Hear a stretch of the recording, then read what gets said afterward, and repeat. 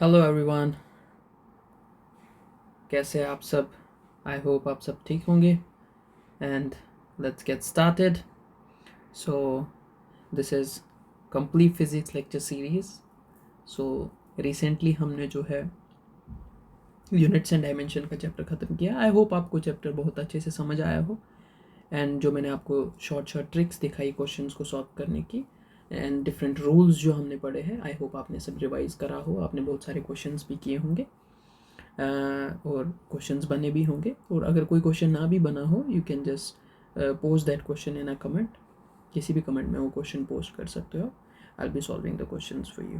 Alright, and make sure आप channel को ज़्यादा से ज़्यादा शेयर करो अपने दोस्तों के साथ, because this is going to be free. इसमें कोई पैसा नहीं लगने वाला है आपका, ठीक है। सो ये चैनल पूरी फ्री रहेगी। आई विल ट्राई कि मैं पूरी फिजिक्स आपको फ्री पढ़ा सकूँ।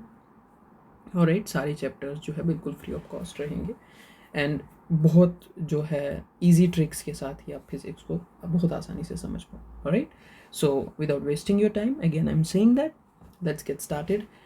आज हम जो है मोशन इन 1D मतलब काइनेमेटिक्स का जो पहला पोर्शन है that is motion in 1D और स्ट्रेट लाइन मोशन, आज हम वो स्टार्ट करने जा रहे हैं। Alright, so let's get started without wasting your time.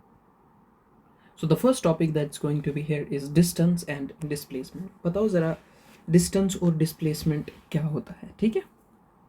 I know कि आप सबको पता ही होगा। सबसे पहले चैप्टर का नाम जो है हमारा that is motion in 1D।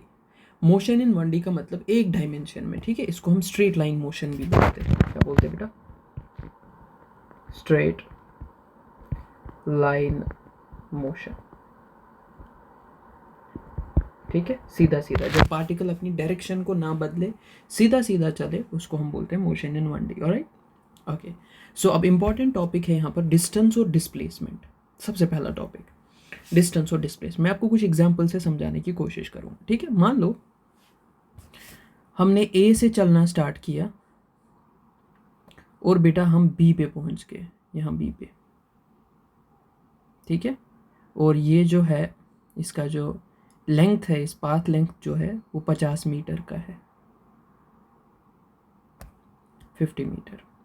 अगर मैं बेटा आपको एक चीज़ बताऊं यहाँ पर कि बताओ ए से बी तक जाने पे डिस्टेंस कितना है। डिस्टेंस को एस से हम डिनोट करते हैं, तो आप बोलोगे सर ए से बी तक जाने में डिस्टेंस जो है वो 50 मीटर का है। यहीं पे अगर मैं आपको बोलूं डिस्प्लेसमेंट कितना होगा, बेटा डिस्प्लेसमेंट को एस वेक्टर से डिनोट करते हैं, ठीक है। ये एक वेक्टर क्वांटिटी होती है। वेक्टर क्वांटिटीज़ वो क्वांटिटीज़ होती है जिनमें मैग्नीट्यूड भी होता है। मैग्नीट्यूड मतलब कोई नंबर, जैसे यहाँ 50 है, 50 मीटर क्या है, एक मैग्नीट्यूड है।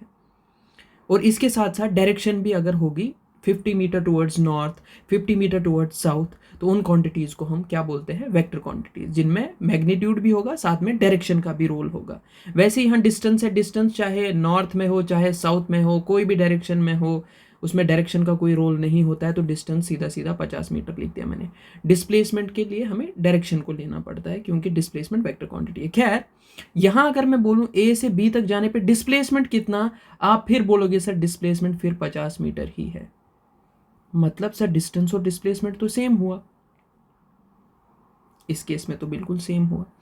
मान लेते दूसरा केस ले लेते हम यहाँ पर कि सर अगर मैं ए से चला हूँ, मैं बी तक पहुँच गया, ठीक है, फिर से ये 50 मीटर था, लेकिन मैं बी से फिर और आगे गया हूँ, या बी से मैंने मोड़ काटा है, मैं वापस आ गया हूँ किसी तीसरी जगह पे जिसका नाम सी है, और यहाँ से मैं आगे चला था 20 मीटर।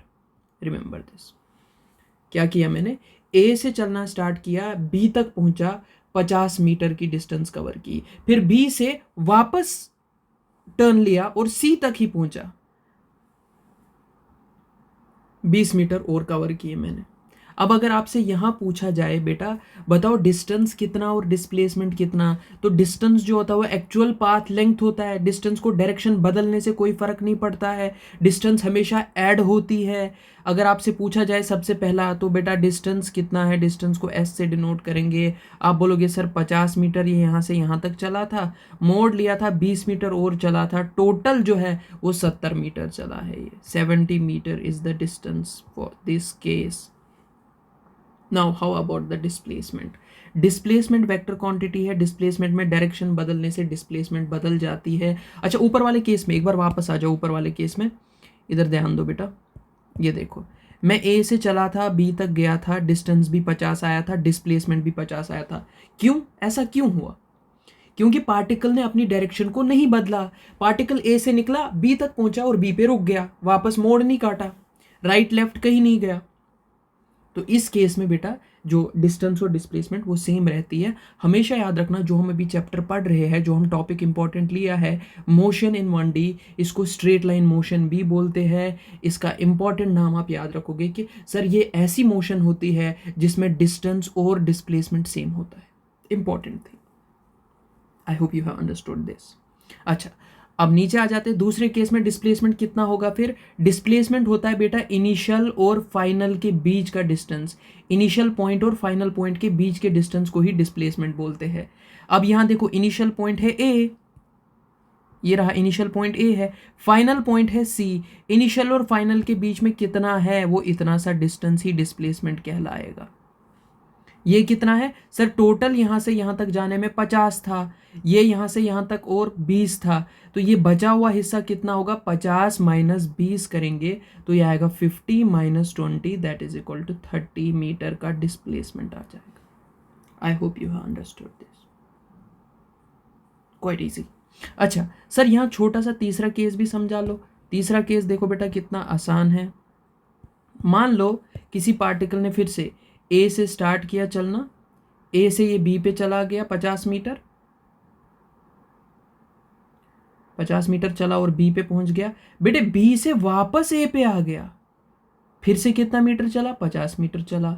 इस केस में अगर आपसे पूछा जाए डिस्टेंस कितना है, डिस्टेंस आप बोलोगे सर 50 जाने का 50 आने का। डिस्टेंस हमेशा ऐड होती है, डिस्टेंस कभी भी नेगेटिव नहीं होती है, डिस्टेंस इज ऑलवेज पॉजिटिव। ठीक है, डिस्टेंस हमेशा ऐड होती है, डिस्टेंस को डायरेक्शन बदलने से कोई फर्क नहीं पड़ता है, क्योंकि डिस्टेंस जो है वो स्केलर क्वांटिटी है। सो यहां जो डिस्टेंस आएगा 50 जाने का 50 आने का डिस्टेंस आ जाएगा 100 मीटर। और यहीं पे अगर आपसे डिस्प्लेसमेंट पूछा जाए, इनिशियली पार्टिकल कहां पे था, तो डिस्प्लेसमेंट के लिए तो डायरेक्शन देखोगे। सर पहले जो है 50 मीटर ये चला था राइट साइड की डायरेक्शन में, फिर 50 मीटर ये चला लेफ्ट की डायरेक्शन में, राइट लेफ्ट कैंसिल हो जाएगा, डिस्प्लेसमेंट जीरो हो जाएगा। डिस्प्लेसमेंट बेटे जीरो हो जाएगा, वेक्टर भी रखेंगे सर। ठीक, कहने का मतलब ये, अगर पार्टिकल ए से चला वापस ए पे ही आया, उसका इनिशियल और फाइनल के बीच में, इनिशियल पॉइंट और फाइनल पॉइंट दोनों तो ए ही है, उनके बीच की डिस्टेंस को ही हम डिस्प्लेसमेंट बोलते हैं। इनिशियल और फाइनल तो सेम पॉइंट्स है, उनके बीच का डिस्टेंस जीरो है, इसलिए डिस्प्लेसमेंट जीरो हो गया। आई hope you have understood this. बिल्कुल बेसिक सा चीज है कि डिस्टेंस और डिस्प्लेसमेंट में क्या फर्क है। ठीक है, ऑलराइट, ठीक है। अच्छा, और एक चीज़ यहाँ पर मैं और एक let me take another page और आपको क्लियर करने की कोशिश करता हूँ। मान लो, लुक एट दिस, ठीक है, यहाँ से एक समंदर बह रहा है, ठीक है, there is a river flowing, बहुत गहरा रिवर है, और यहाँ पर इसका बेटे एक ब्रिज है। ठीक है, ठीक है। सो ये मैं यहाँ पर हूँ, पॉइंट ए पे मैं खड़ा हूँ, और मान लो बेटे पॉइंट बी पे मेरे दोस्त का घर है। ठीक है, मुझे इसके घर पे जाना है, पॉइंट बी पे। अब देखो, एक रास्ता तो है, मान लो मैं इस रास्ते से चला गया, ब्रिज क्रॉस किया और अपने दोस्त के घर पहुंचा, ये एक डिस्टेंस होगी S1। ठीक है, दूसरा यहाँ पर सीधा सीधा मैंने बोट लिया डायरेक्ट, और इस बोट में बैठ के मैं सीधा ही इसके घर तक पहुंच गया, ये हो गया S2। और तीसरा मान लो यहाँ से घूम के, यहाँ एक दुकान थी, दुकान से मैंने कुछ बिस्किट्स वगैरह लिए, ठीक है, वहाँ से घूम के वापस आ गया, फिर से ब्रिज से चला गया, ये मान लेते तीसरा डिस्टेंस है S3। ठीक है, डिस्प्लेसमेंट क्या होता है? डिस्प्लेसमेंट होता है सबसे शॉर्टेस्ट डिस्टेंस, देखो क्या होता है, between initial and final point. Initial point क्या था मेरा बेटा? A, फाइनल पॉइंट क्या था मेरा B, इनके बीच में सबसे शॉर्टेस्ट जो है डिस्टेंस है उसी को डिस्प्लेसमेंट बोलते हैं। तो यहां मैं बोल सकता हूं S2 इज द डिस्प्लेसमेंट, ये होगी हमारी डिस्प्लेसमेंट। बाकी ये तो डिस्टेंसेस है, ये एक डिस्टेंस है, ये भी डिस्टेंस है S3, S2 भी डिस्टेंस ही है, बट वो डिस्टेंस जो सबसे शॉर्ट है दो पॉइंट्स के बीच में, उसी को हम डिस्प्लेसमेंट भी बोलते हैं।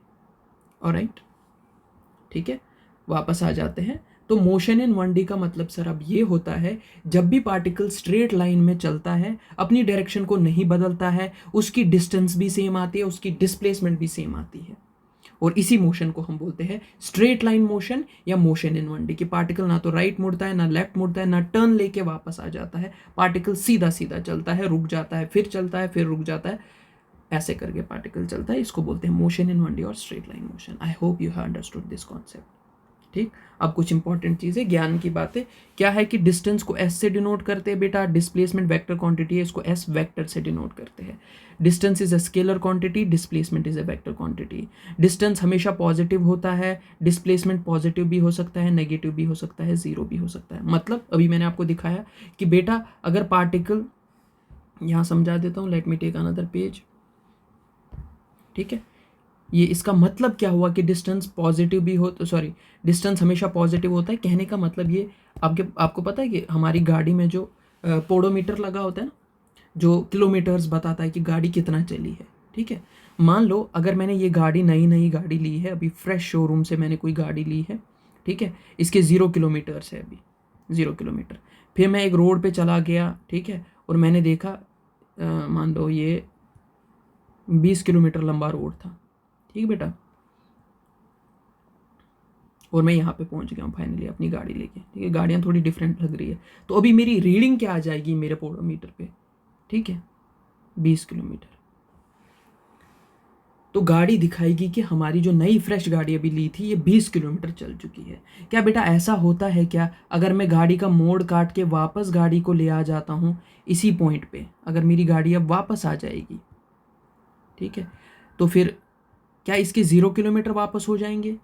नहीं, फिर कितना हो जाएगा सर, और 20 किलोमीटर चढ़ेंगे वापस आने वाले, अब हो जाएगा 40 किलोमीटर की रीडिंग आ जाएगी मेरी नई गाड़ी पे कि अब 40 किलोमीटर चढ़िए। इसका मतलब ये हुआ, ये तो डिस्टेंस नाप रहा है, जाने के भी 20 किलोमीटर चढ़ा रहा है, आने के भी 20 किलोमीटर पर चढ़ रहे हैं। ऑलराइट, सो कहने का मतलब ये कि डिस्टेंस हमेशा जुड़ती जाएगी। अब ये यहाँ से गाड़ी और कहीं निकल जाएगी, मान लो 40 किलोमीटर और आगे चले गए हम कहीं, तो फिर 40 + 40 हो जाएगा, वहां से वापस आ जाएगा +40 हो जाएगा। ऐसे डिस्टेंस हमेशा ऐड होती जाएगी। हाँ, डिस्टेंस 0 हो सकता है अगर पार्टिकल रेस्ट पे है, अगर ये कोई इंसान है यहाँ रुका हुआ है, चल ही नहीं रहा है, तो इसका डिस्टेंस 0 हो सकता है। लेकिन the moment this particle will start moving और this person will start moving, फिर डिस्टेंस जुड़ती जाएगी। मान लो अगर इसने एक कदम आगे लिया, इस पर्सन ने यहाँ से यहाँ एक स्टेप आगे लिया, तो भाई चढ़ गया इसका डिस्टेंस 1 स्टेप। अगर ये अब वापस आएगा तो 2 स्टेप बन जाएगा, 0 नहीं हो जाएगा। ठीक है, तो distance is always positive, either 0 और ऑलवेज पॉजिटिव। मगर अगर डिस्प्लेसमेंट की बात करेंगे बेटा, डिस्प्लेसमेंट क्या होता है, इनिशियल और फाइनल पॉइंट्स के बीच का डिस्टेंस। ए से चलना स्टार्ट किया, बी पे पहुंच गया, इसका डिस्प्लेसमेंट जो है मान लो 20 मीटर था। अगर ये वापस ए पे आ गया, इसका डिस्प्लेसमेंट -20 हो जाएगा, क्योंकि डायरेक्शन बदली, ये दोनों कैंसिल हो जाएंगे, इनिशियल और फाइनल पॉइंट सेम है, तो डिस्प्लेसमेंट इस बार 0 हो जाएगा। So displacement can be positive, displacement can be negative, और डिस्प्लेसमेंट कैन बी 0। बात समझ में आ रही है? अगर ये ए से और इधर की तरफ चला गया, मान लो 10 मीटर, तो मैं बोलूंगा ये -10 की तरफ जा रहा है, अभी -10 मीटर इधर गया है। ठीक, तो डिस्प्लेसमेंट क्या क्या हो सकती है बेटा, पॉजिटिव भी हो सकती है, नेगेटिव भी हो सकती है, और 0 भी हो सकती है। सो डिस्टेंस क्या है फिर, actual path length covered by body. कि मैं गाड़ी लेकर के, ठीक है, एक डिस्ट्रिक्ट से दूसरे डिस्ट्रिक्ट गया, मान लो 20 किलोमीटर था, तो वो 20 किलोमीटर ही चढ़ेगा, वहां से वापस आया और 20 किलोमीटर चढ़ेगा। कि तुम एक्चुअली किस पाथ से गुजर रहे हो, वो कितना लंबा है, वो नोट होता जाएगा, डिस्टेंस ऐड होती जाएगी। That is the actual path length covered by any body. अच्छा, what is displacement? Displacement is the difference between initial and final position. Final and initial same, ठीक है। Displacement vector is final position या r1 - r2 या r2 - r1, one and the same thing, final minus initial. ठीक है, final अगर r2 है तो initial r1 है, r2 - r1 करेंगे तो डिस्प्लेसमेंट आ जाएगा आपको। अच्छा, डिस्टेंस किस पे डिपेंड करता है? Path chosen. Distance depends upon किस रास्ते से तुम जा रहे हो। और डिस्प्लेसमेंट क्या बेटे? Independent of path chosen. कहने का मतलब ये जो मैंने एग्जांपल यहाँ ली थी, ठीक है, इसको वापस समझा देता हूँ कि क्या मतलब है इसका। डिस्टेंस पाथ पे डिपेंड करता है, ठीक है, और डिस्प्लेसमेंट पाथ पे डिपेंड नहीं करता है। Let me make you understand, it's quite easy. देखो क्या है, बहुत बढ़िया, बहुत बढ़िया, बहुत बढ़िया, बहुत बढ़िया। Alright, let's see this point. फिर से ये रोड है, सॉरी ये समंदर है, ये यहाँ ब्रिज बना हुआ है, ये मेरे दोस्त का घर है, ये मान लो यहाँ पर शॉप है, दिस इज़ अ शॉप, ये मेरा फ्रेंड है यहाँ, और यहाँ पर मैं खड़ा हूँ, इट्स मी। ठीक, मान लो मैंने क्या किया, एक बार मैंने डिसाइड किया कि चलो मैं सीधा सीधा अपने दोस्त के घर जाता हूँ, ब्रिज से चढ़ चढ़ के यहाँ से जाऊँगा। ये मान लेते हैं S1, ये आ गया मेरा, मान लो 80 मीटर का रास्ता है, it's not working, okay 80 metres का रास्ता है। ठीक है, ये शॉप है। ठीक, दूसरी बार मैंने क्या सोचा कि नहीं चलो, मेरे दोस्त का कॉल आया, इसने मुझे बोला कि जा कर के शॉप से कुछ चीज़ें ले आना, तब मेरे घर आ जाना। ठीक है, और यहाँ से मैंने देखा कि और एक ब्रिज था। ठीक है, मैंने कहा चलो ठीक है यार, उसी ब्रिज से निकल जाता हूँ। ये यहाँ पर रिवर इज़ फ्लोइंग, ये दरिया बह रहा है। अब मैंने क्या किया, दूसरी बार मैं पहले शॉप पे गया, शॉप से कुछ चीज़ें खरीदी, वहाँ से निकल के मैं सीधा ब्रिज, दूसरे ब्रिज से चला गया अपने दोस्त के घर पर। थोड़ा लंबा पड़ गया, मान लो ये दूसरी डिस्टेंस जो है ये 100 मीटर है। ठीक है, ये क्या है बेटा, डिस्टेंस, कि तुम किस पाथ से जा रहे हो। अगर तुम बेटे इस पाथ से जा रहे हो, तुम्हारा डिस्टेंस 80 रहेगा। यही अगर तुम इस वाले पाथ से जा रहे हो, शॉप के रास्ते से, तुम्हारा डिस्टेंस 100 मीटर हो जाएगा।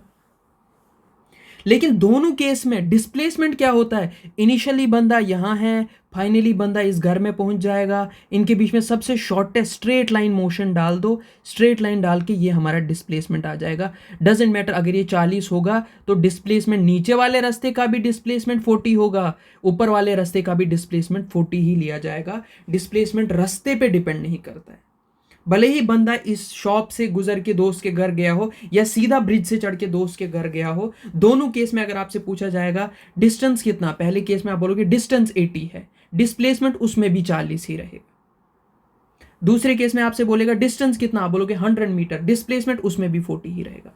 सो displacement does not depend on the path chosen, well as distance depends upon the path chosen. Clear clear, I hope ये क्लियर हुआ होगा। सो displacement is independent of path chosen and distance depends upon the path chosen. Clear? ये कुछ important points थे जिन पे direct कभी सवाल बनता है। अच्छा, अब मुझे यही देख के बताओ इन तीन केसों में कि डिस्टेंस ज्यादा आ रहा है कि डिस्प्लेसमेंट ज्यादा आ रहा है। ठीक है, जनरली तो क्या हो रहा है, ये देखो, ये डिस्टेंस आ रहा है 80, ये डिस्टेंस आ रहा है 100, डिस्प्लेसमेंट सिर्फ 40 आ रहा है। डिस्प्लेसमेंट हमेशा सबसे छोटा रास्ता होता है। हाँ, अगर पार्टिकल ने सीधा सीधा ए से बी पे चला गया, जो मैंने पहले भी आपको एग्जांपल दी, मान लो ये 40 मीटर का रास्ता था, ए से सीधा सीधा अगर बी पे गया, इस केस में भी डिस्टेंस आपसे पूछे, ये स्ट्रेट लाइन मोशन है, डिस्टेंस भी 40 मीटर, डिस्प्लेसमेंट में भी 40 मीटर ही आएगा, बिकॉज पार्टिकल ने अपनी डायरेक्शन ही नहीं बदली। स्ट्रेट लाइन मोशन में डिस्टेंस डिस्प्लेसमेंट सेम रहता है, मोशन इन 1D। ठीक, तो कहने का मतलब डिस्टेंस और डिस्प्लेसमेंट सेम हो सकते हैं, एग्जैक्टली हो सकते हैं। किस केस में, मोशन इन 1D में, स्ट्रेट लाइन मोशन में। क्लियर? दूसरी चीज, अच्छा,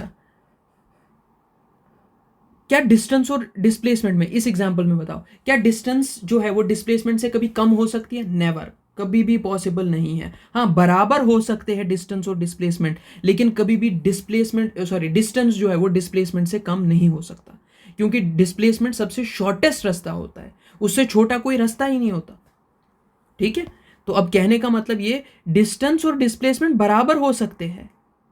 ठीक है, वही मैंने लिखा है, distance can be equal to displacement और distance can be greater than displacement, it can never be less than displacement. ठीक, अब इस डिस्प्लेसमेंट को अगर ट्रांसपोज करके दूसरी साइड ले जाऊंगा, ये क्या बनेगा, ऊपर डिस्टेंस था, नीचे डिस्प्लेसमेंट आ जाएगा, इज ग्रेटर देन और इक्वल टू 1। कभी कभी सीधा सवाल यही ऑप्शंस में दिया जाता है डिस्टेंस डिस्प्लेसमेंट के रिलेटेड, तो जिस भी ऑप्शन में distance upon displacement greater than और इक्वल टू 1 आ जाएगा, वो ऑप्शन सही है। कॉमन सेंस भी यूज कर लो कि डिस्प्लेसमेंट सबसे छोटा रास्ता होता है। अगर स्ट्रेट लाइन मोशन है, डिस्टेंस डिस्प्लेसमेंट सेम होगा, हाँ बराबर हो सकते हैं, लेकिन डिस्टेंस कभी भी जो है डिस्प्लेसमेंट से कम नहीं हो सकती है, ज्यादा ही होगी या तो बराबर होगी। क्लियर? वही चीज अब अंग्रेजी में लिखी हुई है, for a moving object distance and displacement are equal if a particle moves along a straight line in the same direction, अगर पार्टिकल स्ट्रेट लाइन में चलेगा, डायरेक्शन नहीं बदलेगा, तो बेटे डिस्टेंस और डिस्प्लेसमेंट सेम रहेगा। ठीक बेटा, ओके। अब बात आती है एवरेज स्पीड की। एवरेज स्पीड को हम VAVG से लिखते हैं, मतलब V एवरेज, एवरेज स्पीड। फिर से देखो, डिस्टेंस क्या है, स्केलर क्वांटिटी, डिस्प्लेसमेंट क्या है, वेक्टर क्वांटिटी। अगर हम डिस्टेंस अपॉन टाइम करेंगे, so sorry, distance upon time करेंगे तो एवरेज स्पीड बनती है S अपॉन T। अगर वेलोसिटी की बात करेंगे तो बेटे इसके सर पे एरो रखेंगे, एवरेज वेलोसिटी जो होती है वो होती है डिस्प्लेसमेंट अपॉन टाइम। अब मुझे एक चीज बताओ, यही दिमाग लगा के कि सर अगर आप यहां पर बोल रहे हो कि स्ट्रेट लाइन मोशन है, मोशन इन 1D में, मोशन इन 1D में जो कि स्ट्रेट लाइन मोशन होती है, आपने बोला डिस्टेंस और डिस्प्लेसमेंट बराबर होती है, बिल्कुल सही बोला। तो sir distance upon displacement, sorry distance upon time या डिस्प्लेसमेंट अपॉन टाइम, वो तो सेम हो जाएगा क्योंकि डिस्टेंस डिस्प्लेसमेंट बराबर है। एग्जैक्टली तो मतलब ये बोल सकता हूं V average, average speed will be equal to average velocity. क्यों नहीं बोल सकते? एग्जैक्टली समझ में आया? क्योंकि डिस्टेंस डिस्प्लेसमेंट सेम है, एवरेज स्पीड एवरेज वेलोसिटी भी सेम हो जाएगी, सिर्फ किस में, मोशन इन 1D के केस में। खैर, ये मैं ऐसे आपको समझा रहा था कि क्या आपको ये समझ में आया कि स्ट्रेट लाइन मोशन क्या होती है। ठीक है, अब देखो, अब दूसरे केस में क्या हो जाएगा कि सर मान लिया अगर मोशन इन 1D में चल रहे हैं तब डिस्टेंस और डिस्प्लेसमेंट सेम रहेगा।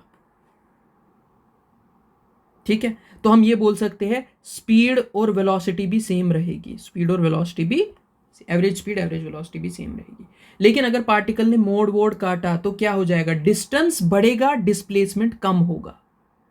सो ये बोल सकता हूं मैं कि स्पीड जो है वो बढ़ जाएगी लेकिन वेलोसिटी जो है वो कम हो जाएगी।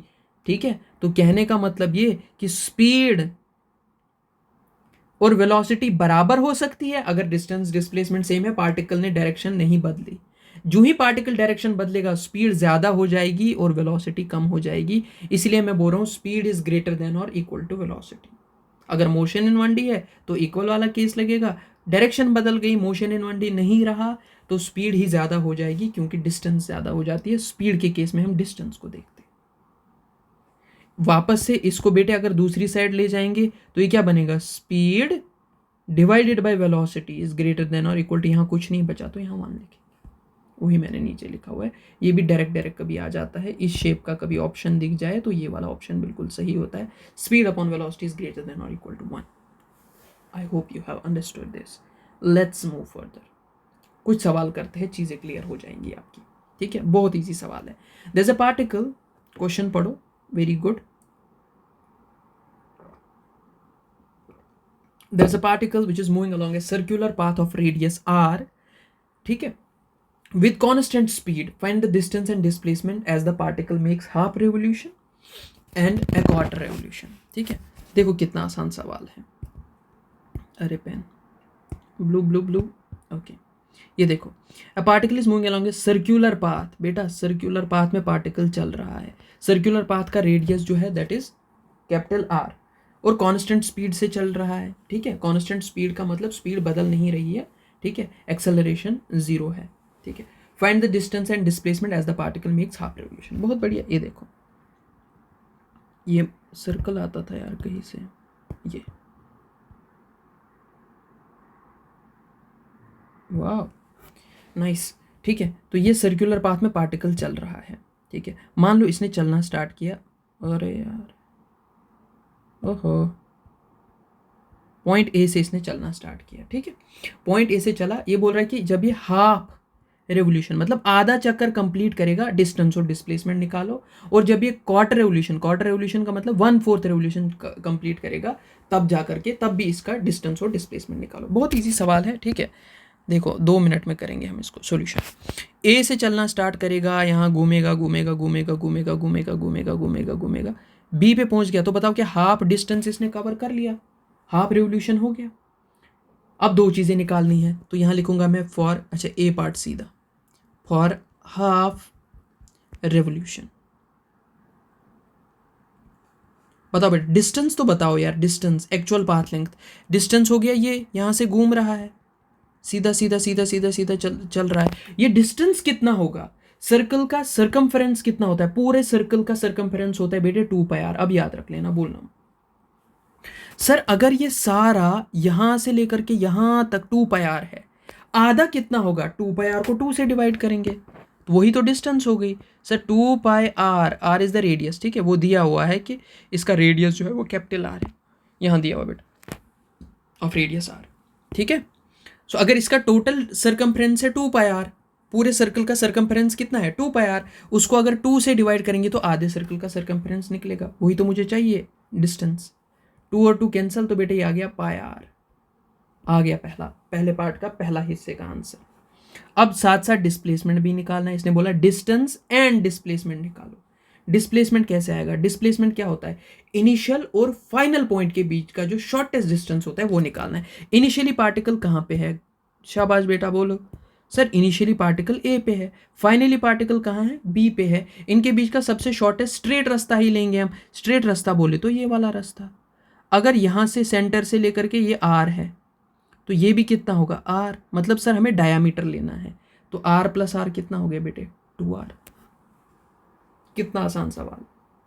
सो 2r इज द डिस्प्लेसमेंट, क्योंकि डिस्प्लेसमेंट, लेकिन एक्चुअली गाड़ी कहाँ से गई है या ये पार्टिकल कहाँ से चल के गया है? पार्टिकल बेचारा एक्चुअली यहाँ से चल के गया है, इस रास्ते से, यहाँ से। तो डिस्टेंस निकालने के लिए एक्चुअल रास्ते को देख लो। डिस्प्लेसमेंट निकालने के लिए पार्टिकल भले ही बीच में खाई हो, ये बीच में से खाली हो ये सर्कल सारा, तब भी हम जो है पार्टिकल यहाँ से गया हो या ना गया हो, डिस्प्लेसमेंट को उस चीज़ से गरज नहीं है। सामने खाई है, क्या है? डिस्प्लेसमेंट को हम इमेजिनरी मान लेते हैं कि सबसे शॉर्टेस्ट रास्ता ये होता। आई hope you have understood this. Part 2 कर लेते हैं, बहुत ईजी है। पार्ट बी पे आ जाओ, वेलकम। क्वार्टर रेवोल्यूशन, ठीक है। सो फॉर क्वार्टर,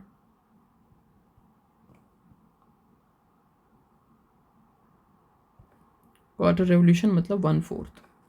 1/4 कर लेते भाई, वापस से सर्कल ले आओ, ठीक है। क्वार्टर का मतलब 1/4। अगर मैंने ए से चलना स्टार्ट किया बेटा, 1/4, ठीक है। सर्कल में अगर आप 4 पार्ट्स में डिवाइड करोगे ना ऐसे, so this is 1/4 of a circle, ठीक है, बहुत ईजी। ओके, मतलब ए से अगर मैंने चलना स्टार्ट किया, अरे यार मैं यहाँ बी पे पहुँच गया हूँ, क्या दिक्कत है इसमें? ओके, अरे यहाँ बी पे पहुँच गया, क्लियर। सो यहाँ से अगर मैं देखूँगा बेटा, ओहो इतनी ख़राब हैंड राइटिंग, परफेक्ट, मान लो, ठीक है। ए से मैं गया हूँ बी पे बेटा, ये बी पॉइंट पे, ये हो गया क्वार्टर रेवोल्यूशन। इसमें मैंने डिस्टेंस कितनी कवर की? सर ये वाली डिस्टेंस आपने कवर की है ए से बी तक, तो ये सर्कमफ्रेंस का चौथा हिस्सा है। जैसे ऊपर सर्कमफ्रेंस का हाफ हिस्सा था, ये 1/4 हिस्सा है। सो अगर मुझे डिस्टेंस निकालनी है, सर्कमफ्रेंस होता है 2πr, 2πr को डिवाइड करेंगे 4 से, 2 1 ज़ा 2, 2 2 ज़ा 4। सो यहाँ डिस्टेंस आ जाएगा πr डिवाइडेड बाई 2। अच्छा, डिस्प्लेसमेंट कितना आ जाएगा वो इंपॉर्टेंट है, डिस्प्लेसमेंट निकालना। डिस्प्लेसमेंट क्या होता है? मैंने बोला इनिशियल और फाइनल के बीच में सबसे शॉर्टेस्ट डिस्टेंस। इनिशियली पॉइंट यहाँ था, फाइनली पॉइंट ये है, सबसे शॉर्टेस्ट जो है इनके बीच में सीधा स्ट्रेट लाइन से जोड़ दो, this is the displacement vector. ये रहा हमारा डिस्प्लेसमेंट। अब बताओ यार, कितना आसान सवाल हो गया ये। देखो यहाँ से यहाँ तक कितना है रेडियस, यहाँ से यहाँ तक कितना है रेडियस, बताओ। ये रेडियस है, ये भी रेडियस है, तो ये बन गया राइट एंगल ट्रायंगल। सो राइट एंगल ट्रायंगल निकाल लेंगे भाई डिस्प्लेसमेंट, तो अब क्या मसला है इतना, आ जाओ। सो राइट एंगल ट्रायंगल में हमारा ये साइड भी दिया हुआ है, हाइपोटेनस निकालना है, बेस भी आर दिया हुआ है, परपेंडिकुलर भी आर दिया हुआ है। सो डिस्प्लेसमेंट निकालने के लिए हम क्या करेंगे? हाइपोटेनस का square is equal to base square plus perpendicular square. Hypotenuse मतलब डिस्प्लेसमेंट है ना, सो ये तो डिस्प्लेसमेंट ही है ना, ये वाला एस वेक्टर, इधर देखो ध्यान से, ये यही तो है। सो हम बोलेंगे डिस्प्लेसमेंट का स्क्वायर, अरे डिस्प्लेसमेंट का square is equal to R का स्क्वायर, बेस का स्क्वायर प्लस परपेंडिकुलर का स्क्वायर, ठीक है। सो ये आ जाएगा एक आर स्क्वायर, और एक आर स्क्वायर कितना हो गया, डिस्प्लेसमेंट का स्क्वायर आ जाएगा 2r², 1r² + 1r² is 2r²। Displacement आ जाएगा, स्क्वायर इस साइड आ जाएगा तो रूट बनेगा, √2r²। रूट से सिर्फ स्क्वायर वाली चीज़ें बाहर निकलती है, क्योंकि स्क्वायर और रूट कैंसिल हो जाएगा। तो अब ऐसा मत करना अब 2r हो गया आंसर, नहीं, ये पहला ही ऑप्शन होगा, बेवकूफ़ बनोगे। रूट से सिर्फ r बाहर निकलेगा, 2 के ऊपर स्क्वायर नहीं था बेटा, सो ये बनेगा r√2। डिस्प्लेसमेंट आ गया r√2। क्लियर? सो सिंपल, ऐसा आसान सा सवाल है। Alright, let's move further. There's a particle which is moving along a straight line, covers 1/3 of the journey distance with speed 20 km/h and rest of the journey distance with speed 60 km/h. Find the average speed for the whole journey. कितना आसान सवाल है। एक particle है, straight line में चलता है। देखो स्ट्रेट लाइन मोशन में पता चलनी चाहिए आपको सवाल में। अब हाँ, स्ट्रेट लाइन मोशन है, समझ में आता है। डिस्टेंस डिस्प्लेसमेंट सेम होगा, average speed average velocity same होगी। ऐसी कॉन्सेप्ट बिल्ड करने हैं दिमाग में कि क्वेश्चन से हमें कैसे पता चलेगा कौन सा फॉर्मूला लगाना है। यही तो दिक्कत आती है बच्चों को। अक्सर बच्चे मेरे पास जो भी आते थे वो बोलते थे सर पता नहीं लगती है कि कौन सा फॉर्मूला कहाँ लगाएंगे। फॉर्मूलाज बहुत याद है हमें, लेकिन एग्जीक्यूशन नहीं पता है कि किस फॉर्मूला को कहाँ फिट करना है। ठीक है, तो ऐसे सवालों से जब आपको पता लग जाए कि सवाल क्या पूछ रहा है, तब समझ लेना कि आपका कॉन्सेप्ट क्लियर है। ठीक है, तो अभी स्ट्रेट लाइन मोशन का कॉन्सेप्ट थोड़ा थोड़ा आपको क्लियर होने लगा होगा कि पार्टिकल स्ट्रेट लाइन मोशन में जा रहा है, 1/3 जर्नी डिस्टेंस स्पीड किस स्पीड से कवर कर रहा है, 20 km/h से। Perfect, sorry. फिर रेस्ट, बची हुई जर्नी डिस्टेंस 60 किलोमीटर की स्पीड से कवर कर रहे हैं। एवरेज स्पीड निकालो पूरी जर्नी के लिए। Sir average speed average velocity वैसे भी सेम होगी। अच्छा चलो, अब मुझे पता है एवरेज स्पीड किसके बराबर होती है, अभी किया था। अरे यार, total distance divided by total time, या total displacement divided by total time, एक ही बात है क्योंकि स्ट्रेट लाइन मोशन। तो एवरेज स्पीड आ जाएगी total displacement divided by total time, या total distance divided by total. क्या टोटल डिस्टेंस दिया है? नहीं दिया है। इसने सिंपली बोला है पार्टिकल 1/3 डिस्टेंस को इतनी स्पीड से कवर कर रहा है, बची हुई को 60 की स्पीड से कवर कर रहे हैं। हमें नहीं पता है। हम लेट करेंगे कि मान लो पार्टिकल ने अगर ए से स्टार्ट किया, फाइनली बी पे पहुंचा, इनके बीच की टोटल डिस्टेंस मान लेते हैं, let the total journey distance be S. So पहली 1/3 का मतलब टोटल डिस्टेंस में से तीसरा हिस्सा। अरे 1/3 का मतलब ये s/3, तीसरा हिस्सा, यहां से यहां तक का। कितनी स्पीड से इसने कवर किया है? 20 km/h की स्पीड से। ठीक है, बचा हुआ कितना होगा बेटा? अगर टोटल s है, ये वाला हिस्सा s/3 है, तो ये कितना होगा बचा हुआ? ये होगा टोटल s में से s/3 को सब्ट्रैक्ट करो, जो बचेगा वो ये वाला हिस्सा होगा। इसकी स्पीड कितनी थी बेटे? 60 km/h की स्पीड से ये वाला डिस्टेंस इसने कवर किया। ठीक है, अब यहां से हम निकाल सकते हैं s1। s1 कितना है? अभी मैंने s1 तो खुद ही दिया हुआ है, s/3। s1 is s/3। एक minute, let me erase all this. मैं आपको पहले पूरा समझा देता हूँ। ठीक है, कि मैंने टोटल डिस्टेंस को, मैं ये क्यों कर रहा हूँ, क्योंकि देखो बेटा एवरेज स्पीड निकालनी है। एवरेज स्पीड होता है s total, total distance divided by total time, t total. Total time तो क्वेश्चन में दिया नहीं है, मुझे पता है स्पीड होती है डिस्टेंस अपॉन टाइम। यहां से मैं टाइम निकाल सकता हूं ये वाला फॉर्मूला लगा के।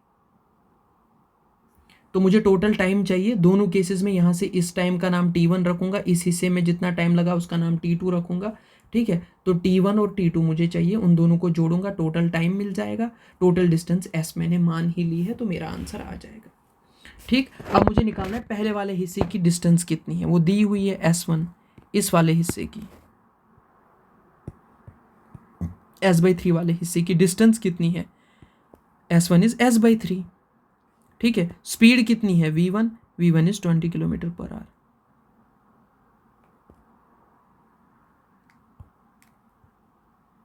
ओके ओके, इस दूसरे वाले हिस्से की डिस्टेंस कितनी है? ये वाले की s माइनस s/3। ठीक है, so s2 will be equal to s minus s/3। Cross multiple करो बेटा, इसको इसके साथ मल्टीपल करो, इसको इसके साथ, डिनोमिनेटर्स को आपस में, s into s minus s/, okay, s into 3 कितना होता है? 3s minus s1 jar s divided by 3 1 jar 3। 3s में से एक s जाएगा तो कितना बचेगा बेटे, 2s/3। अरे s2 आ गया 2s/3। ठीक है, v2 कितना दिया हुआ है, इसकी स्पीड कितनी थी, 60 km/h, यह आएगा 60 km/h। अब मुझे डिस्टेंस पता है, स्पीड पता है, टाइम निकालना है। ये देखो ये वाला फॉर्मूला, स्पीड होता है डिस्टेंस अपॉन टाइम। ठीक है, तो टाइम किसके बराबर होगा, अगर मुझे यहाँ से टाइम निकालना होगा, टाइम को ऊपर ले जाओ, स्पीड को नीचे ले आओ, टाइम आ जाएगा बेटे डिस्टेंस डिवाइडेड बाई स्पीड। तो निकाल लो फिर, t1 is equal to distance divided by speed, s1/v1। Distance कितना है, s/3, स्पीड कितना है 20। सो ये 20 साथ में ही मल्टीपल हो जाएगा डिनोमिनेटर में, s/3 इंटू 20, वो आ जाएगा s/60। ये आ गया बेटे t1, पहला टाइम आ गया s/60। मतलब इस हिस्से को, इस डिस्टेंस s/3 को कवर करने में इसको कितना टाइम लगा है, s/60, where s is the total journey distance. वैसे ही यहाँ से t2 निकाल सकते हैं। t2 किसके बराबर आ जाएगा, s2 divided by v2। s2 कितना है, t2 आ जाएगा, s2 ये रहा 2s/3 whole divided by v2 कितना है, 60 किलोमीटर, 60, तो 60 यहाँ मल्टीपल हो जाएगा। t2 आ जाएगा बेटे कितना, शाबाश, 2s/3 इंटू 60, यह आ जाएगा 2s/3 इंटू 60 इज 180। ये आ गया t2। सर t1 भी आ गया, t2 भी आ गया, दोनों टाइम को जोड़ के टोटल टाइम मिल जाएगा। एवरेज स्पीड निकालनी थी for the whole journey. Average speed होता है टोटल डिस्टेंस जो मैंने s माना हुआ है डिवाइडेड बाय टोटल टाइम, इन दोनों को जोड़ के आ जाएगा। सो यहाँ कर लेते बेटे, let me take another page. Okay, अब देखो यहाँ करेंगे सबसे पहले t1 plus t2 total time, t total निकालने के लिए इन दोनों टाइम को जोड़ देंगे, इन दोनों टाइम्स को जोड़ देंगे। पहले हिस्से में इसको टाइम लगा s/60, दूसरे हिस्से में लगा 2s/180, दोनों को जोड़ दो, यह आएगा s/60 प्लस 2s/180। ठीक है, तो अक्सर बच्चे क्या करेंगे, देखो यहाँ पर, सर 2 1 2, 2 90 180, ऐसा नहीं करना। हाँ होता है ऐसा, थोड़ा डिफिकल्ट हो जाएगा कैलकुलेशंस को ईजी बनाने की कोशिश किया करो। देखो मैं यहाँ पर एलसीएम कॉमन लेता हूँ 180। अब ये तो 180 ही है, इसी को मैंने यहाँ कॉमन लिया, लेकिन ये तो 60 है। आपने 180 कैसे बनाया, इसको कैसे बनेगा 60 180, सर 60 को अगर 3 से मल्टीपल करेंगे वो 180 बनेगा, लेकिन इक्वेशन ठीक होनी चाहिए। सिर्फ डिनोमिनेटर में फिर 3 से मल्टीपल नहीं करना है, मतलब इस पूरी इक्वेशन को ऊपर भी 3 से मल्टीपल करना है, नीचे भी 3 से, उससे कोई फर्क नहीं पड़ेगा, 3 बाद में कैंसिल भी हो सकता है। सो अगर ऐसा सेम बनाना हो तो फिर ऊपर भी करना पड़ता है मल्टीपल उसी नंबर से, नीचे भी। नीचे कर लिया तो 180 बन गया, वो तो मैंने लिया। ऊपर क्या बना, ऊपर 3s बना, ये सही तरीका है। इसमें 180 बनाने के लिए क्या मल्टीपल करूं, सर 1 से ही मल्टीपल करो, ऊपर भी 1 से, उससे कोई फर्क नहीं पड़ा, उससे 2s ही रहेगा। 3s प्लस 2s कितना हो गया बेटे, 5s डिवाइडेड बाई 180। यहां से कर सकते हो आप, 5 1 5, 5 3 15, 16 17 18, 3 बचे और साथ में 0 बचा, ये 30 हो गया नीचे। 5 1 5, 5 6 30, ये आ गया s/36 जो है इसका टोटल टाइम आ गया।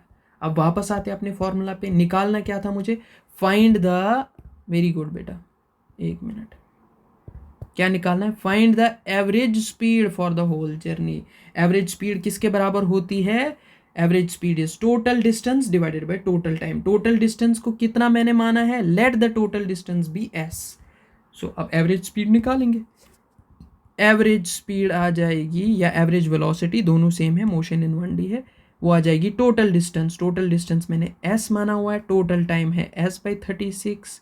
ठीक बेटा, 36 ऊपर जाएगा, ये s कैंसिल हो जाएगा, तो 36 ही बचेगा km/h। आंसर आ गया बेटा। क्लियर। अगर कैलकुलेशंस में किसी को दिक्कत है वो प्लीज़ मुझे बोलना। अगर कोई किसी को ये दिक्कत होगी, सर ये s डिवाइडेड बाई s/36 आपने इधर ही क्यों नहीं मल्टीपल किया, भाई ऐसे बेवकूफ़ी है ना। न्यूमरेटर में सिर्फ s था, डिनोमिनेटर में s/36 है। इस डिनोमिनेटर को अगर आप ऊपर ले जाते हो तो उल्टा हो जाता है, तो ये बनेगा s into 36 divided by s, उल्टा हो गया। ये s, समझ आ रही है क्या बात, ये मेन डिवीजन ये है, ये मेन डिवाइड वाली लाइन है, ये तो एक ही नंबर है नीचे जो डिवाइड है s/36, इसलिए इसका रेसिप्रोकल हो जाएगा, एस कैंसिल हो जाएगा, 36 बचेगा। ये तो बिल्कुल बेसिक है, फिर भी बहुत बहुत बार प्रॉब्लम आती है। मेरी लाइफ में ऐसी प्रॉब्लम्स आई है जहाँ मुझे कैलकुलेशंस में दिक्कत होती थी जब मैं पढ़ता था। सो आई होप कि बहुत सारों को ऐसी प्रॉब्लम्स होगी। किसी को प्रॉब्लम होगी कैलकुलेशंस में, you can ask in the comment section, I will make a video जिसमें मैं सिर्फ आपको ये चीज़ समझाऊंगा कि बेसिक मैथ्स की कैलकुलेशंस कैसे करेंगे, ठीक है। Only if you need, otherwise I won't waste your time. Okay, अब इंपॉर्टेंट केसेस फिर से आ गए, ठीक है। चैप्टर 1 में मैंने इंपॉर्टेंट रूल्स बताए थे, लेकिन चैप्टर 2 में रूल्स का नाम अब केसेस के नाम से जाना जाता है। ऑलराइट, ठीक है। तो यहाँ पर केस नंबर 1 पहला क्या है, if the total journey distance is divided in equal parts, 2 equal parts में, तब सीधा सीधा फॉर्मूला लगा के आ जाना, एवरेज वेलोसिटी होता है twice of v1 v2 divided by v1 plus v2, और 2 upon v average is 1 upon v1 plus 1 upon v2, इसको बोलते हैं हार्मोनिक मीन। क्या बोला मैंने ये सर, ये क्या बोल रहे हो आप, ये कौन सी भाषा बोल रहे हो, ठीक है। तो घबराओ नहीं भाई, ये तो बहुत आसान चीज़ है। मान लो अगर पार्टिकल ने ए से चलना स्टार्ट किया, फाइनली ये बी तक पहुंच गया, और ये बोल रहा है कि पहला आधा जर्नी डिस्टेंस यहाँ से यहाँ तक, ठीक है, हाफ, ये 2 बराबर हिस्सों में डिवाइड होगा कि पहले हाफ की स्पीड थी बेटे v1, दूसरे हाफ को कवर करने के लिए गाड़ी की स्पीड थी v2। एवरेज स्पीड बताओ कितनी होगी, एवरेज स्पीड होगी twice of v1 v2 divided by v1 plus v2। बहुत सिंपल, याद रखना आज के बाद ये फॉर्मूला, ठीक है। सर ऊपर वाले में क्या ये लगा सकते हैं? नहीं बेटा, इस वाले सवाल में ये नहीं लगा सकते हो, इसलिए ये वाला मेथड भी दिखाया। कभी ऐसा सवाल पूछ लिया, वैसे तो नहीं पूछेगा।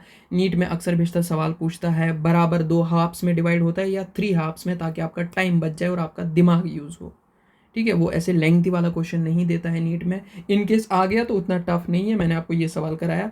इसमें क्यों नहीं लगा? क्योंकि यहाँ पर हाफ डिस्टेंस नहीं था, यहाँ 1/3 था। अगर उसने बोला होता फर्स्ट हाफ में स्पीड है 20, दूसरे हाफ में स्पीड है 60, तो आप करते twice of 20 into 60 divided by 20 plus 60। लेकिन यहाँ ऐसा नहीं है। ऐसा जब भी होगा तो तब आप सॉल्व कर सकते हो। Let me take an example. मान लो, देखो एक पेज ले लेता हूँ। मान लो आपको बोलेगा कि एक पार्टिकल चल रहा है, फर्स्ट हाफ हिस्से में, ये हाफ हिस्सा, उसकी स्पीड जो थी v1 वो थी 20 किलोमीटर पर आवर, दूसरे हिस्से में उसकी स्पीड थी v2 वो थी 30 kilometre per our. Average speed निकालो टोटल जर्नी की कितनी होगी। आप बोलोगे सिंपली, अरे 2 हाफ्स में डिवाइड है, ये आधा हाफ है, ये दूसरा हाफ है। इसमें तो सर ने सिंपल केस बोला था कि एवरेज स्पीड आप डायरेक्टली निकाल सकते हो twice of v1 v2 divided by v1 plus v2। So twice of v1 कितना है 20 इंटू v2 कितना है 30 डिवाइडेड बाई 20 प्लस 30। सॉल्व कर लो भाई, 20 प्लस 30 इज 50, और ये ऊपर वालों को मल्टीपल कर लेना, 2 इंटू 20 इंटू 30, एक एक जीरो यहाँ जाएगा, ठीक है। 5 1 ज़ा 5 4 ज़ा 20 हो जाएगा, 2 4 ज़ा 8 8 3 ज़ा 24 किलोमीटर पर आवर, जो भी है, ठीक है। इट्स जस्ट एन एग्जाम्पल, इसलिए मैं समझा नहीं रहा हूँ कैलकुलेशन, मैं बता रहा हूँ कि सवाल कैसे आ सकता है। ऑलराइट, आगे क्वेश्चंस भी कराऊंगा, ठीक है। अच्छा, एक बार डायरेक्ट सवाल आया था, मैंने देखा था, एक बुक में भी दिया हुआ है और प्रीवियस ईयर क्वेश्चन है वो, शायद आप देख लेना, बुक में आपको मिल जाएगा।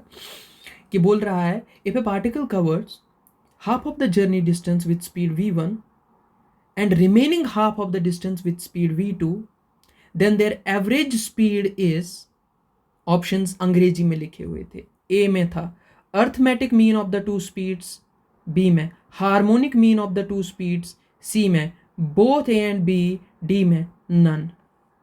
तो क्या ऑप्शन आ जाएगा? Harmonic mean of the 2 speeds. Harmonic mean का मतलब ऐसे ऐसे वाला मीन, उल्टा वाला mean. 2 upon v average is equal to 1 upon v1 plus 1 upon v2, इसकी फॉर्म है लिखने की, ये दोनों सेम है। 2 upon v average is equal to 1 upon v1 plus 1 upon v2, इसको हार्मोनिक मीन बोलते हैं। ऐसे उल्टा लिखने को हार्मोनिक मीन बोलते हैं। अगर आप इसको बेटे सॉल्व करोगे, ये देखो 2 अपॉन वी एवरेज ऐसे ही रहेगा, इनको क्रॉस मल्टीपल कर दो, ठीक है। v1 1 ज़ा v1, v2 1 ज़ा बीच में प्लस v2 डिवाइडेड बाई नीचे क्या आएगा v1 v2। अब पूरी इक्वेशन को पलटा दो, ठीक है। LHS और RHS को भी रेसिप्रोकल कर दो। वी एवरेज ऊपर जाएगा, 2 नीचे आएगा, वी एवरेज ऊपर गया, 2 नीचे आ गया। यहाँ से v1 v2 ऊपर गया, ठीक है, और v1 प्लस v2 नीचे आ गया। ठीक है, अब इस 2 को यहाँ ले जाओ, ये मल्टीपल हो जाएगा, सिर्फ वी एवरेज बचेगा इस साइड, ये 2 ऊपर गया, twice of V1 V2 divided by V1 plus V2। अरे ये तो सेम ही है, बस फॉर्म थोड़ी लिखने की डिफरेंट है। मैंने इसलिए यहाँ लिखवाई है क्योंकि डायरेक्ट सवाल ऐसा ही आता है कभी ऑप्शंस में। If the particle covers half of the distance with speed V1, remaining half जब बोलेगा with speed V2, then their average speed is, तो नीचे ऑप्शंस में ऐसा भी हो सकता है 2 upon v average is 1 upon V1 plus 1 upon V2, वो वाला ऑप्शन को टिक मार के आ जाना। या ऊपर वाला ऑप्शन आ जाएगा v average is equal twice of V1 V2 divide by V1 plus V2, वो भी सही। कभी सीधा फॉर्मूला आ जाता है क्वेश्चन में, इन दो में कभी भी दिख जाए तो वो सही है, या डायरेक्ट आ जाएगा इंग्लिश में लिखा हुआ आएगा तो then they are harmonic mean of each other. Alright, okay. अगर अब सर 3 पार्ट्स में डिवाइड होगी टोटल जर्नी डिस्टेंस, ऐसे 3 बराबर बराबर हिस्सों में, इसकी स्पीड होगी V1, इसकी स्पीड V2, इसकी स्पीड V3, बराबर बराबर हिस्से। मान लो अगर ये टोटल लेंथ है 150 मीटर की, पहले 50 मीटर की स्पीड V1 थी, दूसरे 50 मीटर में स्पीड V2 थी, तीसरे 50 मीटर की स्पीड V3 थी, तब ये फॉर्मूला लगते हैं इक्वल डिस्टेंसेस, ऊपर नोट में लिखा हुआ है इक्वल डिस्टेंसेस। तो तब क्या करोगे, वी एवरेज इज इक्वल 3 के लिए क्या आ जाएगा, 3 times of V1 V2 V3 divided by V1 V2 plus V2 V3 plus V3 V1। बहुत ईजी, बहुत ईजी। फॉर्मूलाज को याद कर लो भाई, यहाँ फॉर्मूलाज को याद करो दिमाग लगा के। अच्छा, या तो हार्मोनिक मीन में ऐसे लिखोगे ना, सेम चीज़ वापस से है, 3 upon v average is 1 upon V1 plus 1 upon V2 plus 1 upon V3।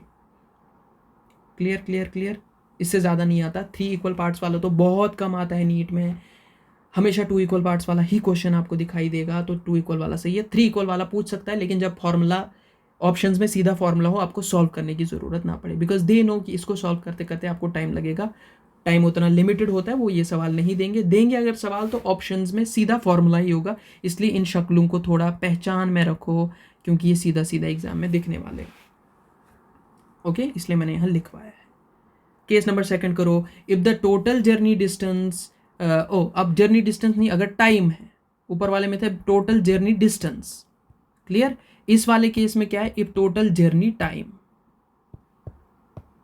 If the total journey time is divided in equal parts, अगर 2 बराबर हिस्सों में जर्नी टाइम को डिवाइड किया है, तब सीधा v average is V1 plus V2 divided by 2, इसको बोलते हैं arithmetic mean, sum of terms divided by number of terms. अगर 3 बराबर टाइम्स में डिवाइड किया हो, कि बोलेगा मान लो सर कैसे टाइम में डिवाइड हो, मान लो A से में B तक गया, अरे समझ जाओ, ठीक है, लेंथ कुछ भी हो, ये बराबर हो या ना हो, उससे कोई फर्क नहीं पड़ेगा। बोलेगा पहले 5 सेकंड में पार्टिकल ने 30 मीटर कवर किए, दूसरे 5 सेकंड में उसने 40 मीटर कवर किए, तीसरे 5 सेकंड में उसने 15 मीटर कवर किए। डिस्टेंस बराबर हो या ना हो, लेकिन आप देखो टाइम बराबर है 5 सेकंड। अगर जर्नी टाइम्स बराबर बराबर हिस्सों में डिवाइड हो, तब लगाएंगे arithmetic mean, that is sum of terms divided by number of terms. 2 terms का सम डिवाइडेड बाय 2, 3 टर्म्स है डिवाइडेड बाय 3, इसको बोलते हैं अर्थमेटिक मीन। ठीक है, सवाल क्या आएगा कि पहले पार्टिकल जो है इक्वल इंटरवल्स में, मान लो यहाँ पहले 5 सेकंड में पार्टिकल की स्पीड जो थी वो V1 थी, दूसरे 5 सेकंड में उसकी स्पीड V2 स्पीड से चला, तीसरे 5 सेकंड में उसकी स्पीड V3 थी। एवरेज स्पीड क्या होगी, तो बोलना V1 plus V2 plus V3 divided by 3, अगर टाइम बराबर होंगे। अच्छा, अगर 2 ही होते तो V1 और V2, तब क्या कर लेते, तब 2 ही ले लेंगे भाई, V1 plus V2 divided by 2। 4 होते तो V1 plus V2 plus V3 plus V4 divided by 4। यहाँ पूछ सकता है 4 अलग अलग हिस्सों का, यहाँ टाइम जो है 4 हिस्सों में डिवाइड कर सकते हैं, क्योंकि ईजी है ना, इसमें डिफरेंट कैलकुलेशंस नहीं बनेंगे, डिफ़िकल्ट कैलकुलेशंस नहीं आएंगी, ईजी कैलकुलेशंस। आई होप आपको ये दोनों नोट पॉइंट समझ में आए हो, इनको दिमाग में बिठा लो भाई, इससे बहुत सवाल बनने वाले हैं। Alright, let's move. अब सवाल करते उसके साथ भाई आज का लेक्चर ख़त्म कर देते हैं, क्योंकि पहला सिस्टम है, थोड़ा पहले लेक्चर में थोड़ा ईजी होना चाहिए। ठीक है, okay. N object covers half of the journey distance with speed 80 kilometre per our. Half journey distance कितनी स्पीड से कवर करता है, 80 किलोमीटर पर आवर की स्पीड से। रिमेनिंग हाफ डिस्टेंस कितनी स्पीड से कवर करता है, अरे 2 हिस्सों में फिर स्पीड 15 और 25 in equal time. Find the average speed of the whole journey. अरे मैं समझा देता हूँ। An object covers half of the journey distance, मान लो ए से चलना स्टार्ट किया, ये टोटल जर्नी डिस्टेंस है इतना बी तक, हाफ का मतलब इसका आधा हिस्सा, आधे हिस्से में, ठीक है। अगर ये टोटल जर्नी डिस्टेंस एस है, ये वाला हिस्सा कितना होगा, s/2, अरे हाफ। कितनी स्पीड से, 80 किलोमीटर। इसमें पार्टिकल की स्पीड थी 80 किलोमीटर पर आवर, इसको मान लेते हैं v1। रिमेनिंग हाफ, ये जो बचा हुआ s/2 है, ये आधा, इसमें पार्टिकल की जो है दो हिस्सों में फिर से डिवाइड हो, इज कवर्ड इन 2 पार्ट्स, ये अलग दो हिस्सों में कवर कर रहा है इसको भी, with speeds of 15 kilometre and 25 kilometre. पहले वाले हिस्से में यहाँ स्पीड थी 15 किलोमीटर पर आवर, दूसरे हिस्से में यहाँ स्पीड थी 25 किलोमीटर पर आवर। बात समझ में आ रही है? बट इन इक्वल टाइम, अरे दूसरे वाले हिस्से में क्या बराबर दिया हुआ है, टाइम। इंपॉर्टेंट चीज यही होती है, इसलिए तो नोट पढ़ाता हूँ, ये सवाल आया हुआ। Find the average speed for the whole journey. आप देखो विद इन सेकेंड्स कैसे सॉल्व होता है question. Find the average speed of the whole journey. देखो क्या करेंगे।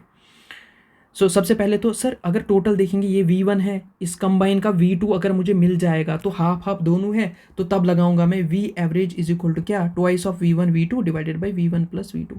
मगर सर v2 नहीं देकर है, बदकिस्मती है कि दूसरे वाले हिस्से को अलग दो हिस्सों में डिवाइड किया, लेकिन वहां टाइम बराबर है, वही खुशकिस्मती है साथ में। फॉर इक्वल टाइम क्या नोट पॉइंट था, v average is equal to v1 plus v2 divided by 2, arithmetic mean. अरे टाइम के लिए यही तो फॉर्मूला था। If the total journey distance is divided in two equal journey time is divided in two equal parts, तो दो equal parts के लिए क्या formula, direct v average is equal to v1 plus v2 divided by 2।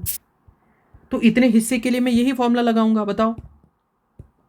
इतने हिस्से के लिए यही, इन दो हिस्सों के लिए लगाऊंगा, यहां से मुझे वही v2 मिल जाएगी। अरे भाई बताओ, इसका v एवरेज नाम ना रख के v2 रखूंगा, इस पूरे आधे हिस्से की स्पीड। बताओ v1 कितना है, 15, v2 कितना है, 25। 15 जमा 25 डिवाइडेड बाई 2 कितना हो जाएगा भाई, यह आ जाएगा 40 डिवाइडेड बाई 2, 2 1 ज़ा 2, 2 2 ज़ा 4, 0, 20 किलोमीटर पर आवर आ गया क्या भाई, बहुत बढ़िया। इस 20 किलोमीटर, ये तो v2 है ना। अब अगर पूरे क्वेश्चन को समझ लो आप, पूरी वाली डिस्टेंस a से b तक, उसको अगर दो बराबर हिस्सों में, पहले वाले हिस्से का 80 था, दूसरे वाले हिस्से का v2 निकल के कंबाइन करके आ गया 20।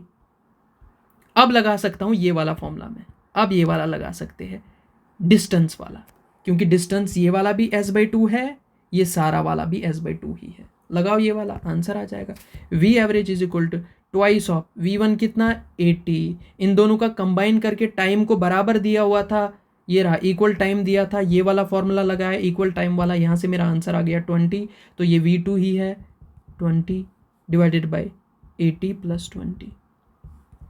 ठीक है, 2 into 80 into 20 divided by 80 plus 20 कितना होता है 100। पहले उतावला हो कि ऊपर वाला मैं सॉल्व नहीं कर रहा हूँ, 80 इंटू 20 करूँगा, साइड पे जाकर के टाइम वेस्ट करूँगा, नहीं, 0 0 कैंसल, 0 0 कैंसल, 2 8 ज़ा 16, 16 2 ज़ा 32 kilometre per hour is the answer of this question. I hope you have understood this. All right, so अभी और भी क्वेश्चन है आगे, ठीक है, फिर इंस्टेंटेनियस वेलोसिटी पे जाएंगे। In next class I will be solving more questions with you, और क्वेश्चंस करेंगे भाई मिलके, फिजिक्स को बहुत आसान बनाएंगे। वीडियो को ज़्यादा से ज़्यादा शेयर करो अपने दोस्तों के साथ जिनको फिजिक्स में प्रॉब्लम है। आई गारंटी यू कि फिजिक्स में ज़ीरो से हीरो बना दूंगा। मिलते अगली वीडियो में, तब तक के लिए bye bye, until next time.